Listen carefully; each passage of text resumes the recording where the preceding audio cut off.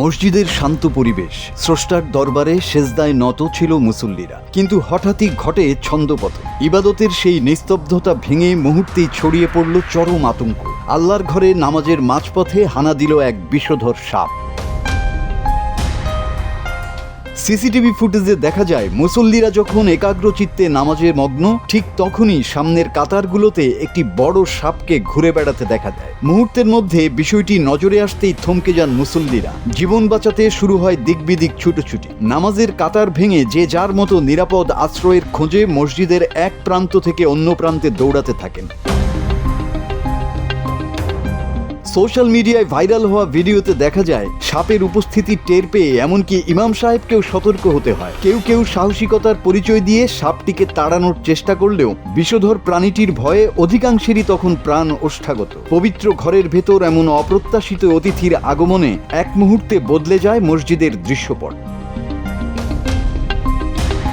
তবে চরম আতঙ্কের মাঝেও অসীম সাহসিকতার পরিচয় দেন মসজিদের ইমাম সাহেব। যখন সবাই ভয়ে দূরে সরে যাচ্ছিলেন, তখন তিনি নিজ হাতে সাপটিকে ধরে নিরাপদ দূরত্বে সরিয়ে নিয়ে পরিস্থিতি নিয়ন্ত্রণে আনেন।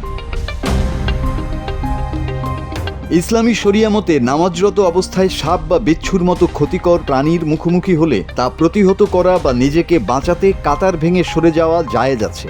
জীবন রক্ষাকেই এখানে সর্বোচ্চ গুরুত্ব দেওয়া হয়েছে। বিশেষজ্ঞরাও বলছেন, এমন পরিস্থিতিতে আতঙ্কিত না হয়ে শান্ত থেকে দ্রুত ব্যবস্থা নেওয়াই বুদ্ধিমানের কাজ।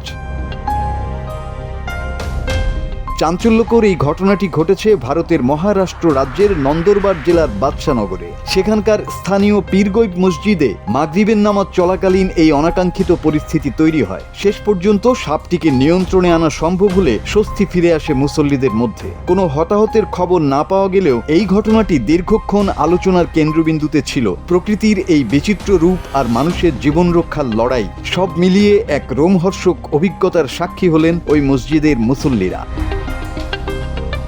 মাসুদ হাসান, বাংলা টিভি।